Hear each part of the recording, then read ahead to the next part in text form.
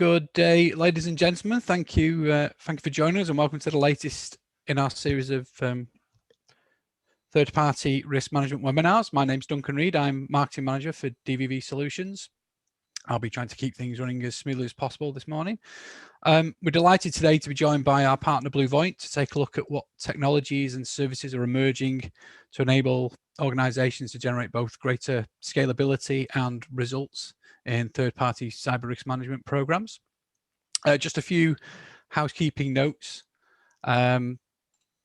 Everybody will be on mute, anybody of the attendees. However, we do have the Q&A option should you wish to raise any particular question. There will be a Q&A. We've set aside some Q&A time at the end of the session in any case, where we will try to address those questions. But if we are able to address them as we go through the presentation, we will do. This session is being recorded and will be made available as soon as possible. In a moment, I'll hand over to today's speakers, who will be providing a view on how and why TPRM is gaining greater exposure in the media and in the boardroom, how well existing models and methodologies are able to support the aims of organizations' TPRM investments, and whether a more practical and pragmatic approach can yield greater cost efficiencies in the results that organizations demand. With that, please allow me to introduce Nick Trigg, who's Enterprise Risk Management Consultant at BlueVoyant. He joined back in 2020, where he supports clients to develop their capability to manage cybersecurity risk. He was previously with Open Pages for 13 years, working with some of the world's largest organizations, architecting their implementation of GRC solutions.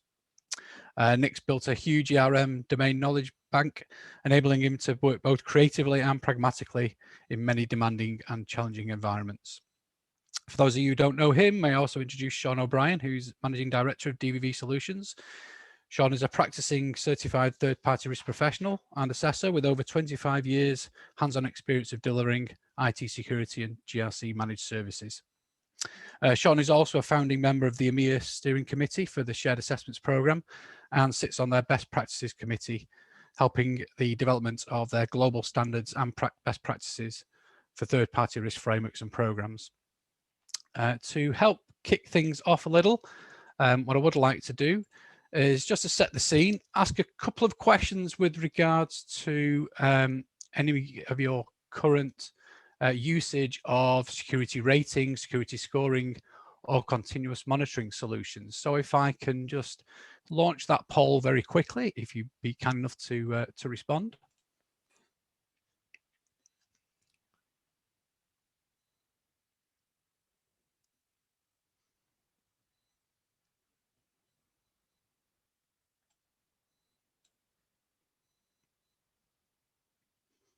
Give people a second just to respond to those questions.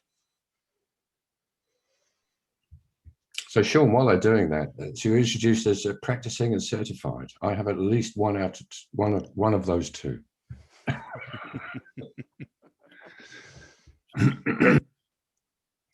Is that the practicing or the certified? Or that you should be certified because you're practicing? It's the latter, basically. Okay.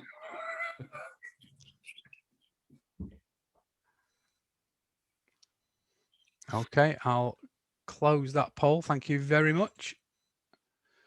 So we can see there, Sean. I think that some of those responses tie nicely into some of the context you wanted to provide on the current thinking around TPRM. Yep, absolutely. Thank you. Yeah, it's very useful information. Thanks very much, everyone.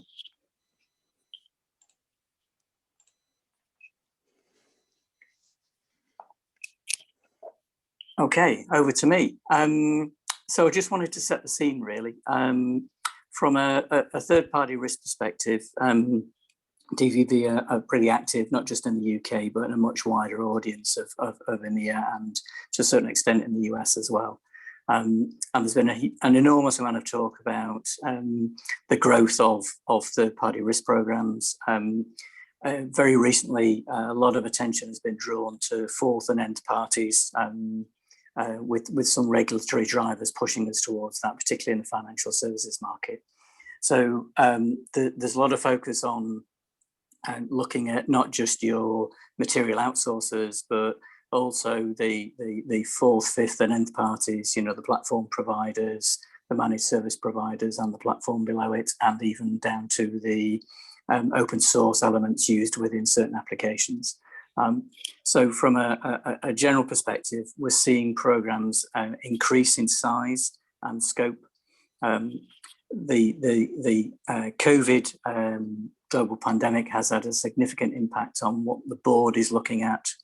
There's been a distinct move away from, well, not so much away from, but in addition to questionnaires and on-site assessments, although most on-sites have now transitioned to virtual because we're unable to travel, towards a need for more up-to-date information and a drive more towards continuous monitoring, because questionnaires and on-sites are only point-in-time assessments.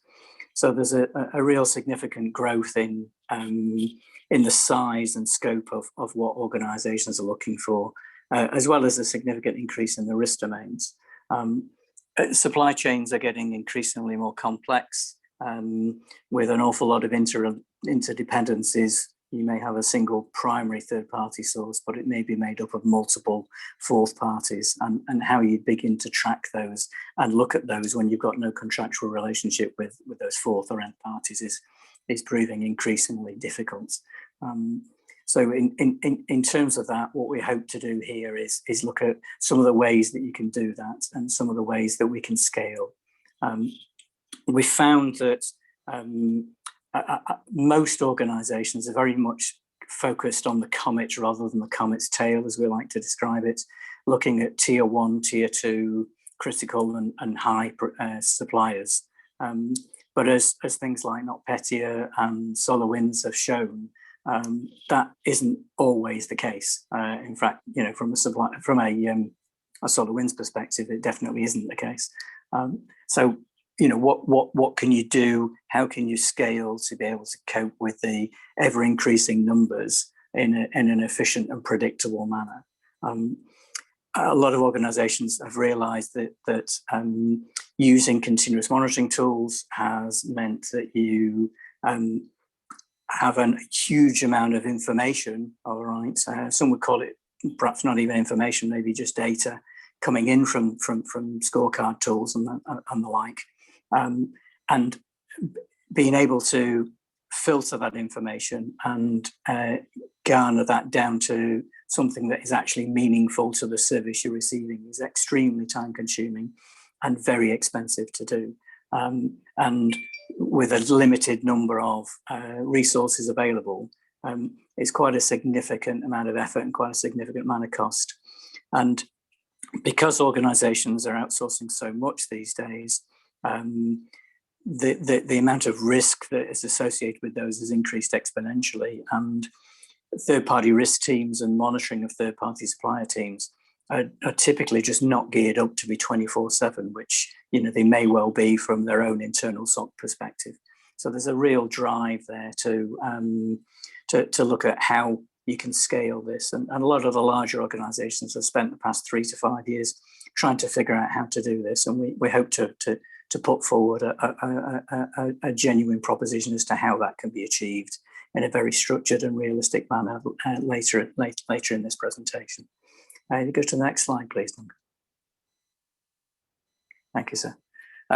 So a little bit of history. The primary breach that certainly I talked about for getting on for 3 or 4 years really was US supplier Target, who had pretty good in-house security, lots of layers, lots of great technology. But it's probably the most famous one, certainly in the US. Their air conditioning supplier had a connection into the network and managed the air conditioning systems remotely, and they used that to kind of break into the environment. So that was probably the most publicly known one back in the day. I've left this second example in purely because it's my favourite. It was back in 2019, but I just love the irony of it. B&Q lost 70,000 PII records. of people who had been accused of stealing from B&Q. So that one just really appeals to my sense of humour, I'm afraid. But yeah, there's a certain amount of irony in that. And then obviously the one that is probably in most people's lips at the moment and being discussed by the board over the past couple of months is very much the SolarWinds. I've called it SolarWinds stroke FireEye because there's a lot of implications or follow-on implications of that. But some 18,000 potential targets running that particular piece of Orion software. Current estimates were somewhere in a region of about 500 plus were actually infiltrated, but probably significantly less than that where data was actually exfiltrated from the breaches.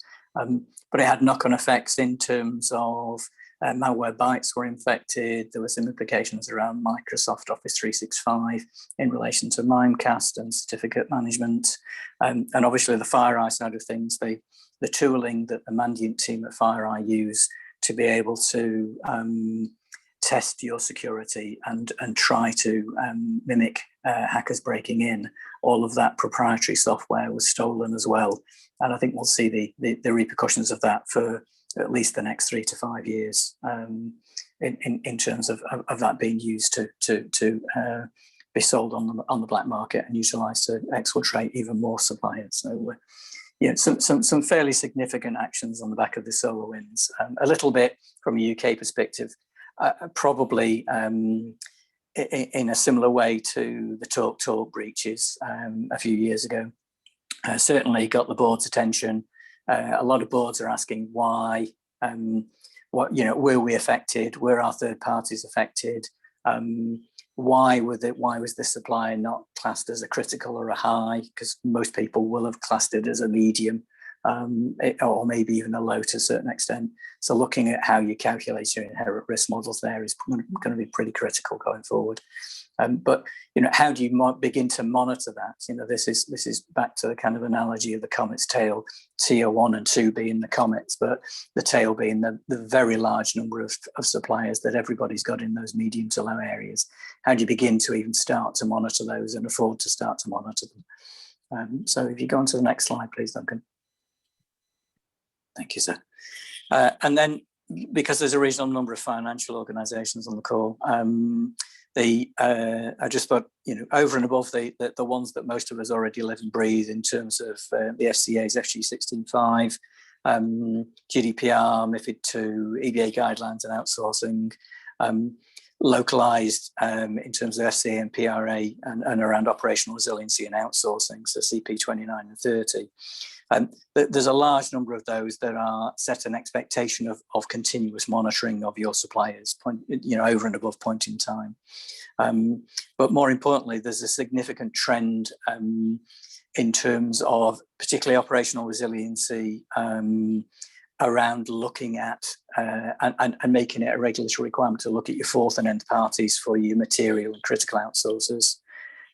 Equally, that definition of material and critical outsourcers is probably set to change over the next 12 to 18 months. The Financial Stability Board, which is a global kind of regulator almost in terms of guidance. I think there's 81 regulators who are members of it, put out a discussion paper at the end of last year, which we responded to with my shared assessments hat on, which again is looking at expanding out the requirement and the scope of your third parties to include fourth or nth. So there are multiple drivers there, and that's not just going to impact on the SCA, PRA, or indeed the EBA, all of whom are members, but it also covers everybody in terms of the Federal Reserve in the US, most of the South American and Asian regulatory authorities, and we've even seen on the back of SolarWinds the MAS, or the Monetary Association of Singapore, have already started to enforce regulation in and around events like SolarWinds. So, and they're usually a trendsetter. They're usually first to market. So significant changes coming that will add cost and scale to your third-party programs. And always good to have a heads up to know what's going on there. So, next slide, please, Duncan. Thank you, sir. And then just, talking about the kind of challenges that people are facing.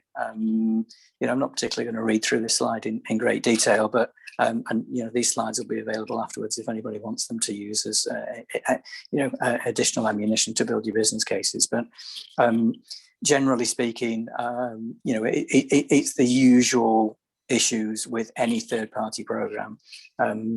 You know, how do you have a conversation with your third party?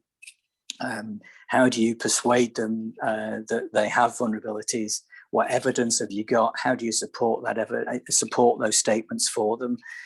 They obviously need to review and respond, but how do you get them to remediate and therefore take those risks off your third-party IT risk register? And that's not an easy task to do, and it's an extremely time-consuming task. So that's the gist of this slide, really, in terms of it. You know, prioritizing the remediation. How do you do it at scale? Particularly if there's, you know, events that affect multiple numbers of your suppliers at the same time. You know, if there's new vulnerability, critical vulnerability comes out, and things like that. So it's all about how you scale. So if you move to the next slide, please, Duncan. And then if we start to look at continuous monitoring generally, what is it that it actually takes place? I know some of you on the call, some of you are not using continuous monitoring tools at all at the moment, and some of you are, and some have spent, you know, quite a long time trying to get to grips with how to get real value and how to scale them. Ultimately, continuous monitoring tools, if you look at the funnel, provide an enormous amount of information. That information is not sorted or filtered to the specific supplier or indeed the service that you are obtaining from your third, fourth or nth party. So there's a large amount of noise there. There's a reasonably large amount of false positives there. Once you've understood that you have something that you think is relevant, you then need to review that. You perhaps need to take it to the business process owner if you're under SMCR, SMIR, because ultimately they own the risk for that business process. You then need to decide whether it is a risk to your organization or not. And if it is a risk, then you need to start that conversation with your supplier. But if it's a fourth party, how on earth do you begin to start to look at that as well? So the amount of information or the amount of data that you need to turn into information, that you need to turn into actionable intelligence, is a hugely onerous task. And it's you know, if you think about the skill sets required, understanding these vulnerabilities, you're talking to experienced SOC analysts who really understand these kind of things. So there's a shortage of skills. There are a high cost of skills, and consequently a high turnover of those resources as well. So there's an awful lot of challenges there. So, and next slide, please, Duncan. So if we kind of break that down a little bit and look at the comparison of activities, typically organizations with these kind of tools are, you know, using the tool to collect the data, process the data, and deliver the report. But as we've just covered off, you know, validating that data, prioritizing it, collaborating with a third party, and developing and managing an action plan through to remediation, if indeed the supplier agrees to remediate or will remediate in a timely manner until you can remove it off the risk register, is a significant task and requires, you know, that's not a part-time job, and that tends to be what happens in reality. You know, you're working on the third-party risk team as a risk analyst, and you're given these duties on top of your normal day job, and you know, so consequently, that's why people are just looking at tier 1, tier 2. So that's pretty much the proposition in terms of the current environment. So if we just go to the next slide, please, Duncan. So if you think about some of the things I've just mentioned, time to value is critical. With such a huge amount of data, loading all of your suppliers in, starting to look at the information that's coming out, designing and condensing down that information into something that is relevant to the service you're obtaining, working out who to contact in the third party, how to have that conversation, how to report on all of this is extremely time consuming. And we've witnessed not just several, but many organizations try to get to grips with this service.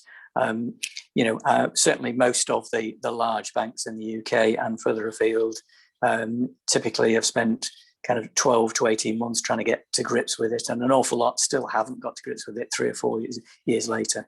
And trying to bring this technology into business as usual processes is very challenging and very time consuming.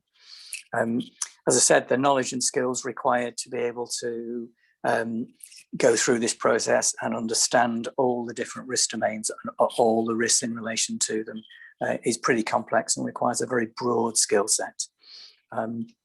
And then in terms of, just the sheer number crunching and interpretation and remediation exercises is just incredibly costly. So, later on, we're going to look at, the full life cycle, how you can be flexible about that, and how you can do things in a much more efficient manner.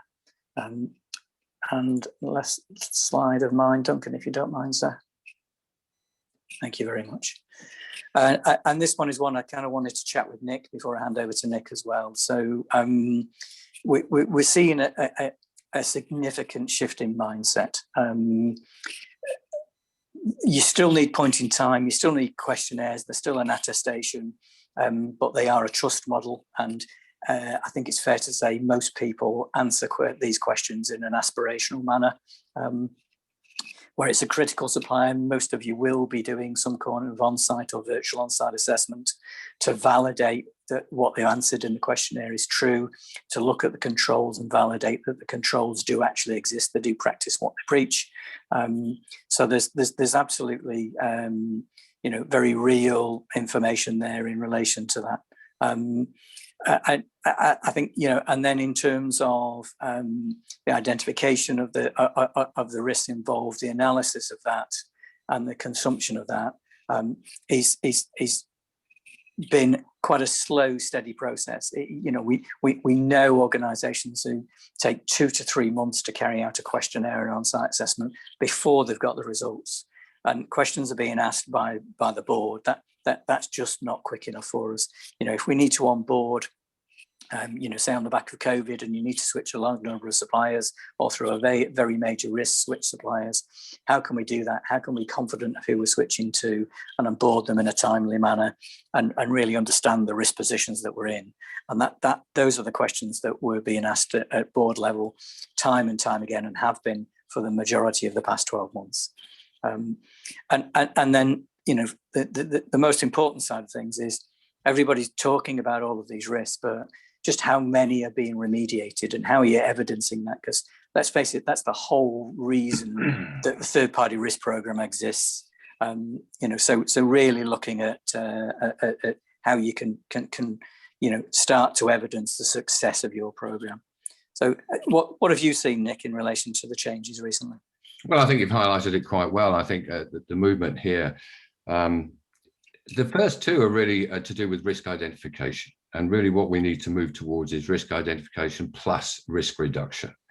And as you say, my experience, so I did used to work for a security ratings company and implement these, and people love the data and what it can show them, right? But then I used to go back a year later, for example, they haven't managed to operationalize it. In the sense that they have more and more data. In other words, the more data they have, almost the bigger their problem, in a sense. And I've been with, if we look at the first one on point in time questionnaires, I know a particular company that has a 2-year backlog on evaluating their questionnaires and actually getting some information out of it. It's now becoming almost unreasonable. Essentially, you go then to near real time with information coming in from security rating services. And that gives them almost a bigger problem because of all the information. How do I actually take the noise out of the signal? How do I turn the squelch button, for those of you in aviation or in CB radio? And so it's a natural progression, if you like, to move to an organization or a situation where that is set up, it's running smoothly, and you can outsource that process without having to build an organization yourself. In other words, what you really want to do is have someone else execute against a cyber risk program to your operational parameters. And that leads nicely on to what we do, actually, Sean. Hey, strange that, but thank you. Okay, moving on. The next slide. So some of you may know BlueVoyant, some of you may not. I'm not going to go through a complete discussion of who we are as a company and the various areas we do. We do threat intelligence, professional services.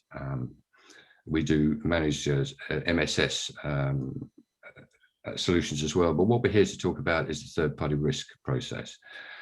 But we have leveraged some of our learnings in the MSS and the SOC world and the threat intelligence world to actually apply it to the third-party process. So basically, it's a practical approach to this problem that has been identified. You know, time to value, expertise, service execution, and scalability, particularly. It's a fully managed service to reduce risk across the entire third-party supply chain system for a client to their risk thresholds, and it's delivered by our central risk operations center at the ROC on a continual daily basis. So if we just go into the next slide. This is a very simple slide as to what we do. So in the middle is the risk operations center. So this is staffed with analysts that have had average of 10 years experience in offensive and defensive cyber operations. A lot of them come from the NSA, they come from GCHQ, they come from 8200 in Israel as well. In fact, the president of the company in the UK is the Robert Hannigan, the ex-head of GCHQ, who used to run it. So we have a lot of very good people, but what they do is they take in the information on the left, which is threat intelligence. This is from the outside the firewall, but multiple sources of information. We have certain proprietary information, but also general information we have. I'd mentioned one, which is DNS services, but because of our provenance and working with the government, we have access to some of these globally that only some governments have, for example. We then footprint that, we determine the company attack surface, and then we map the threat intelligence to the company attack surface. We do this on a daily basis. Interesting thing is we apply risk thresholds to it. So taking in consideration your tiering or your inherent impact of those vendors that you're dealing with, whether they be IT vendors or marketing vendors or legal firms, or manufacturing suppliers, for example, we can take that inherent risk assessment, build thresholds with you to a very high degree of granularity. So the purpose of that is to manage risk to that threshold, not to reduce risk to zero, but to manage it to within that threshold. And so once we got that information in, we're looking to triage those. We have a huge amount of automation.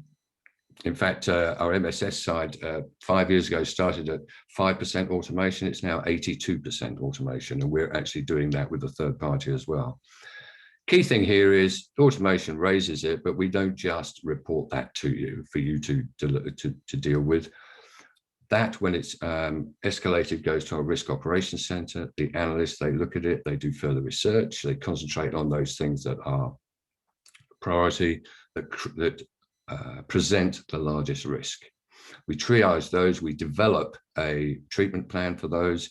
And not only that, we go to the vendor or the supplier or the third party on your behalf and manage all of those interactions and give support and guidance on whatever the vendor needs. Third parties are different. You know, some are very large, have very large cybersecurity departments. Some are more boutique, shall I say, and don't have such good coverage. The other thing I would say is that we also take in cert notifications and you know, general threat intelligence of that like, and we do proactive intervention as well. So we do thematic reviews across the ecosystem on your behalf.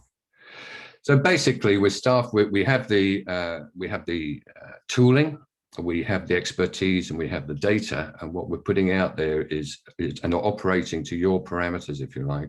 We don't just do the cyber risk identification on the right here, but also the analysis, evaluation, the treatment plan, monitoring and follow-up. Obviously, you need a report on how that's going. So we give you a report on the status of that risk posture, if you like, across your portfolio. And also a view on all of the activity that we're doing on your behalf. I think the key word here is escalations. We will only escalate to you as a client for action those things that we don't, that we need you to make a decision about. Otherwise, we're working to your operational parameters. So that's basically how we do it. The next slide, please.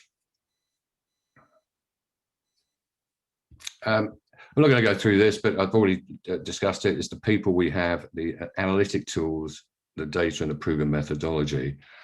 We're doing some of this for some of the largest companies. We've got a large manufacturing company in the US, car manufacturing company. We're dealing with about 10,000 of their vendors. We have a large bank in the UK amongst our clients, which are dealing with about 1,000 vendors at the moment, moving on to about 5,000 later. We can do this through scale, through the tooling and the analytics we have. So just moving on to the next slide. So what does it mean to the client? That we have two consumers of information. One is the client, one is the third party. So for the client, we do throughout the life of the vendor, the due diligence and discovery for various reasons, such as if you wish to onboard a new vendor, or if you're in mergers and acquisitions, you wish to evaluate the vendor, we can do that with fourth parties as well. All right, so the continuous monitoring we've spoken about, so every day things are monitored, analyzed, triage started if required. Most of the activity we do is without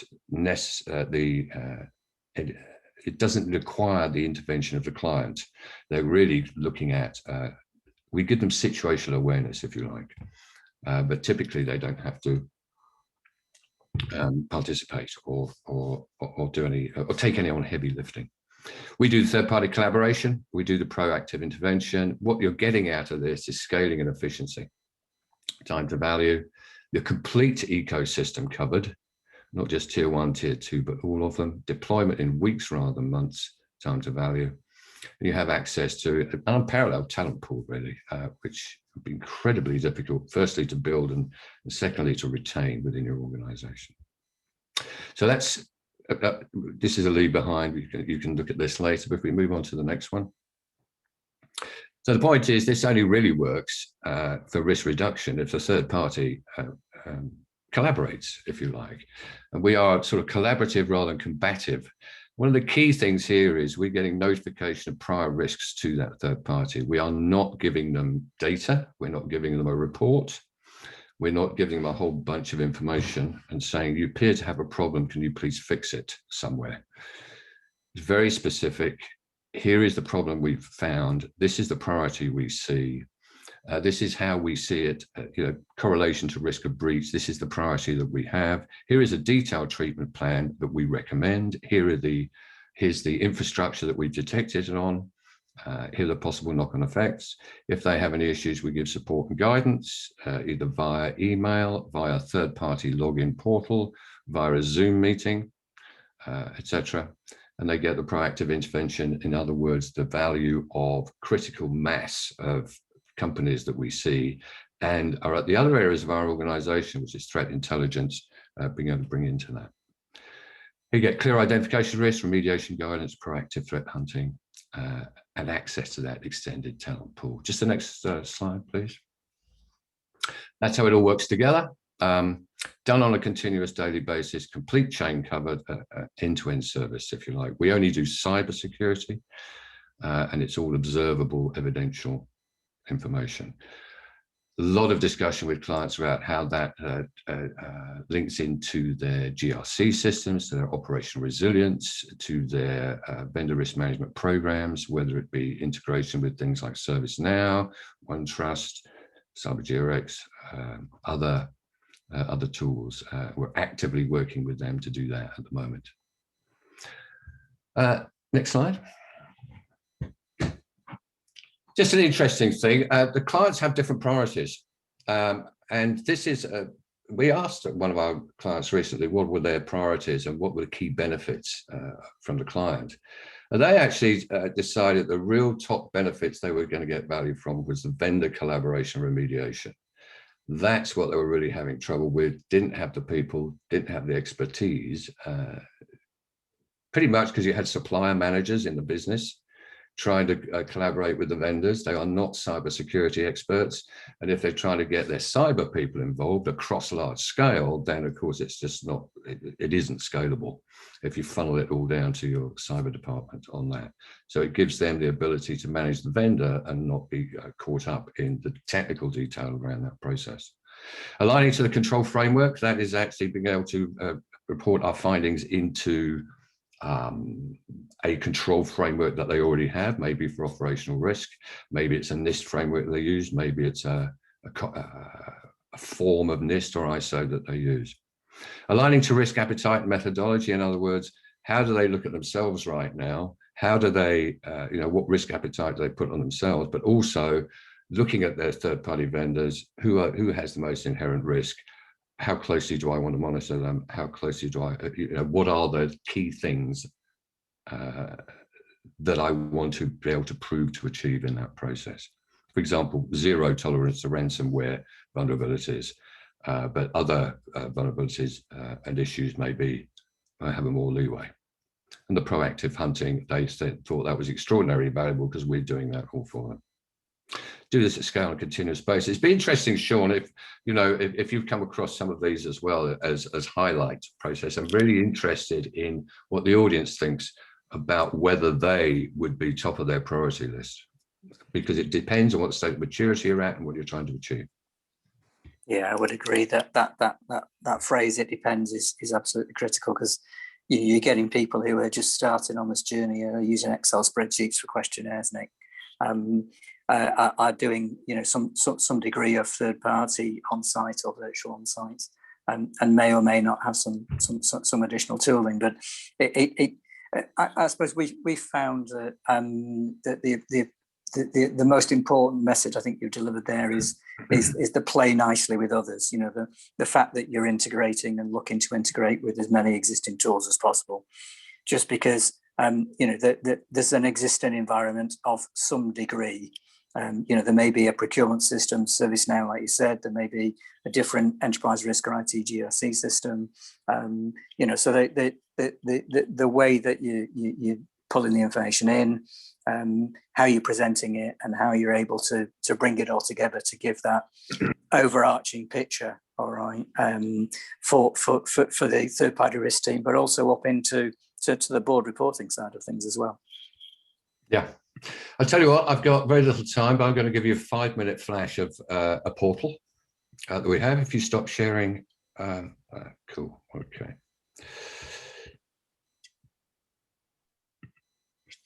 Can you see my screen? Yes, sir. Okay, so this is a real 5-minute sort of look at this. So we have a portal for the client. We have different portals for the third party that can go into it.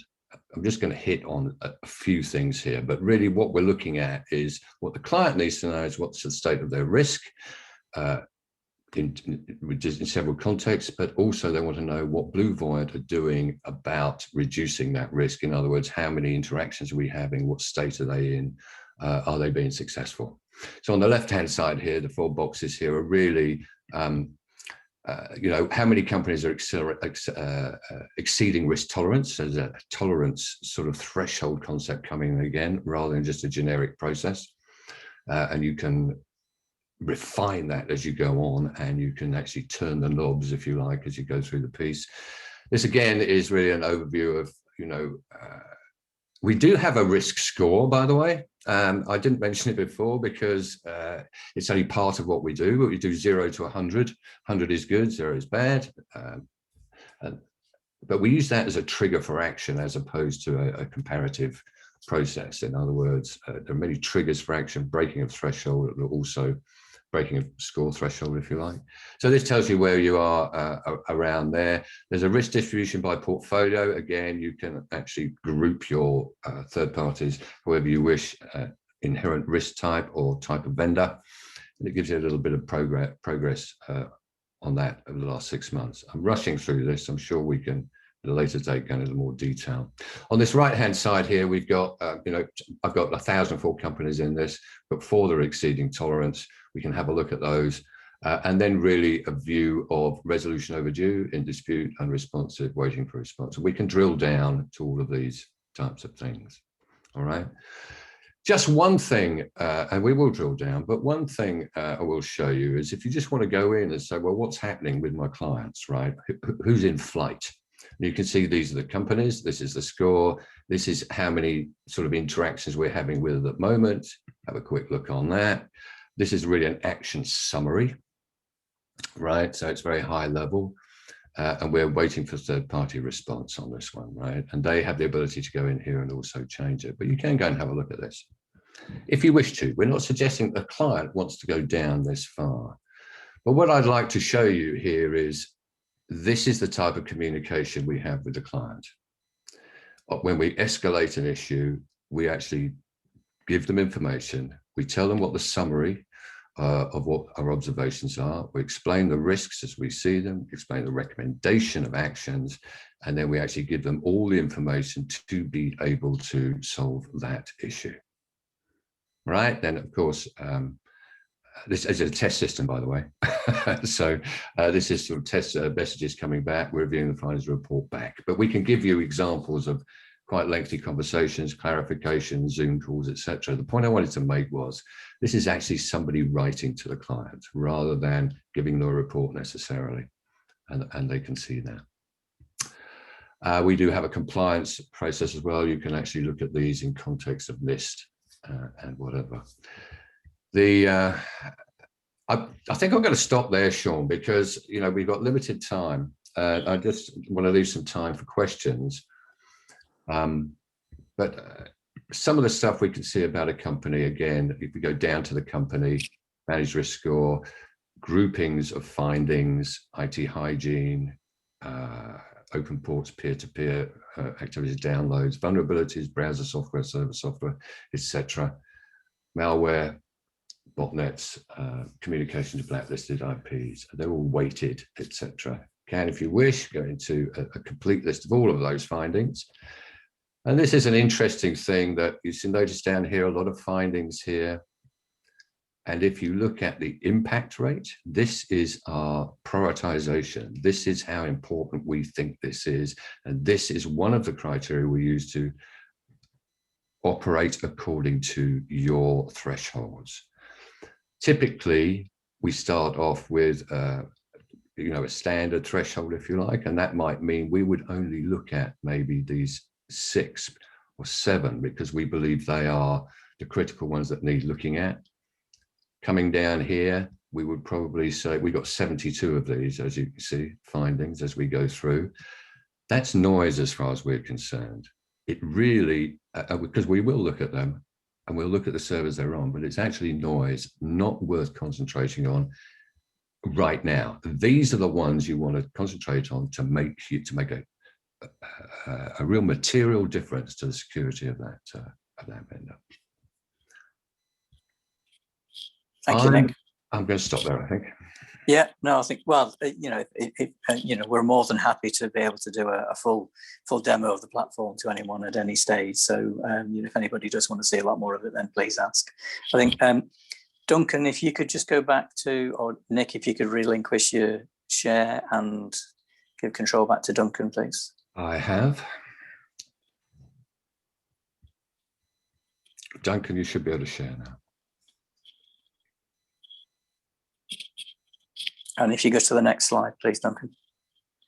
Thank you. I think, Nick, it's probably best if you talk us through this, but I think this is a superb slide to look at what everybody's currently doing and where the proposition fits, really. It is really, so actually, if you took all of those actions and put them in the middle, that's what a client needs to do if they are using their current questionnaire process, for example. On the right-hand side, with security ratings, what it does is it takes the service they perform is collect that data, process that data, then deliver that data, if you like.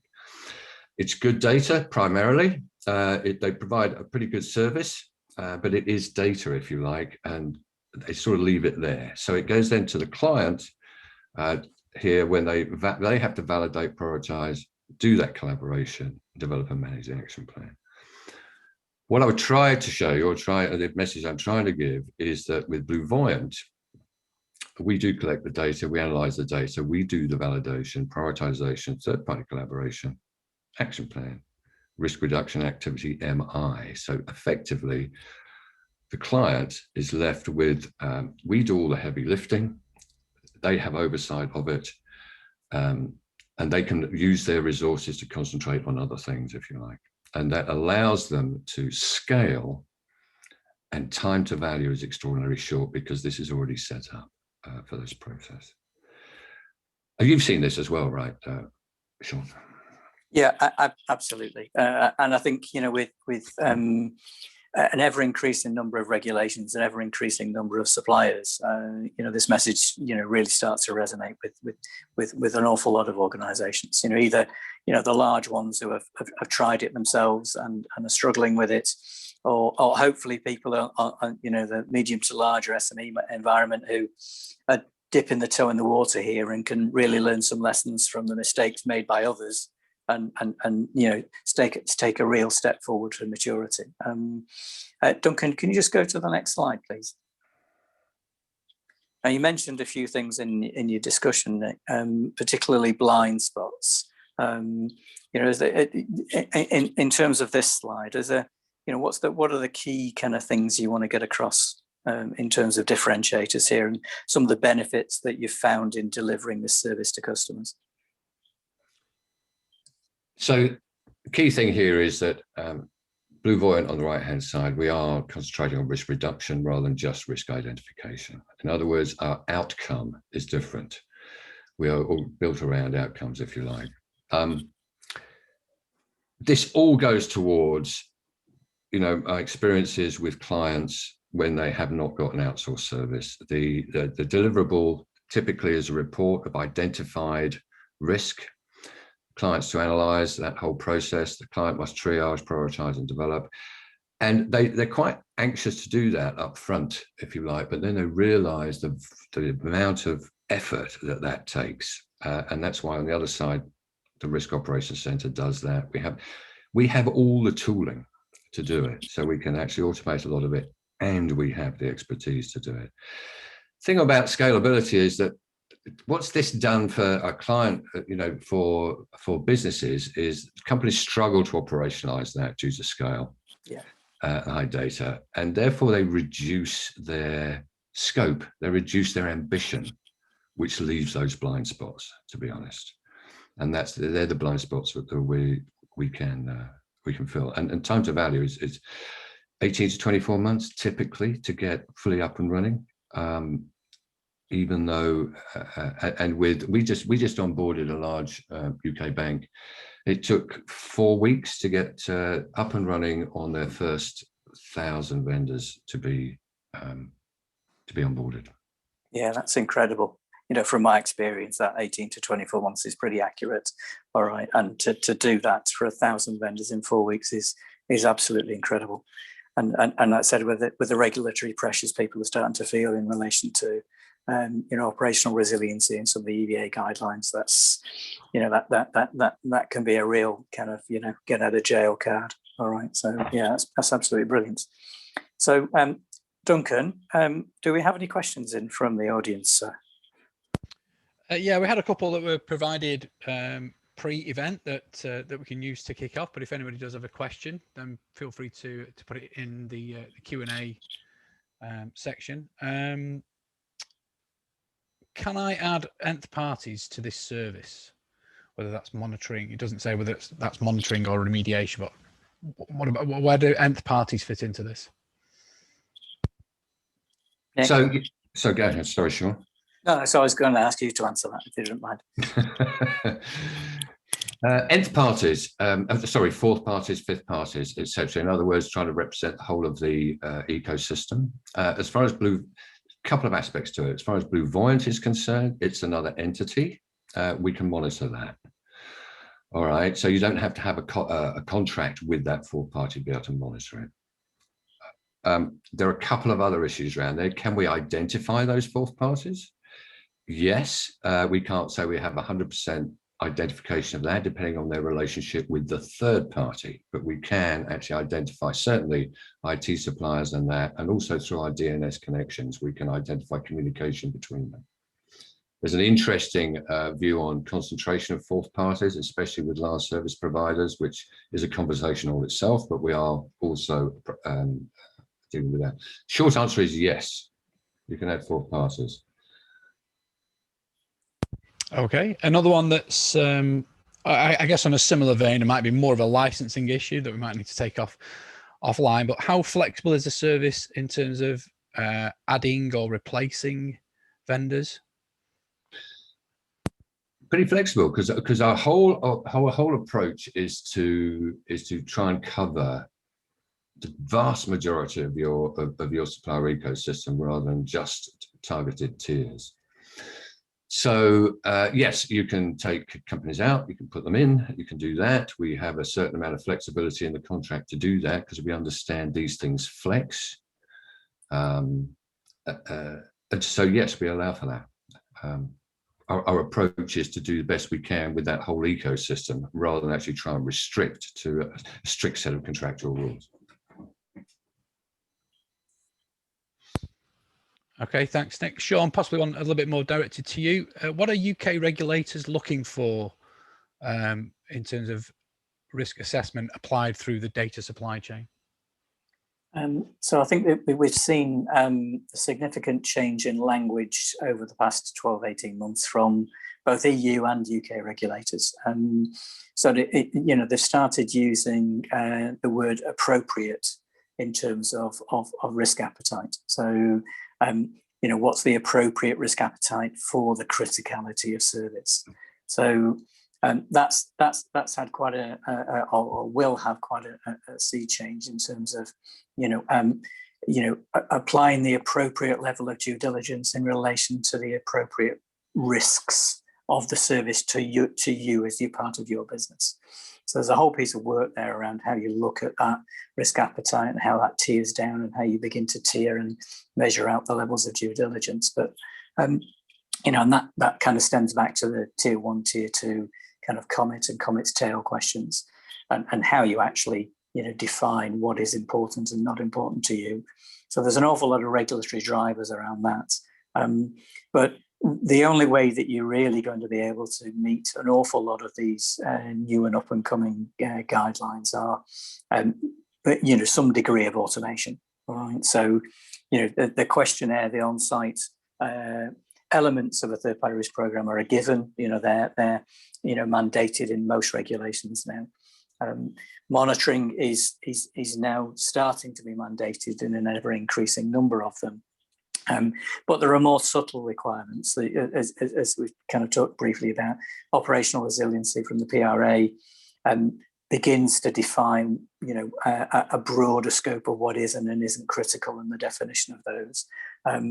We're also seeing that from some of the EBA guidelines and some of the new discussion papers coming out. Not just within cyber. Obviously, there's a huge growth in the ESG, environmental, social governance side of legislation taking place, not just because of climate change and or COVID. There's a distinct movement towards that as well. But it's really pushing more towards mandated continuous monitoring.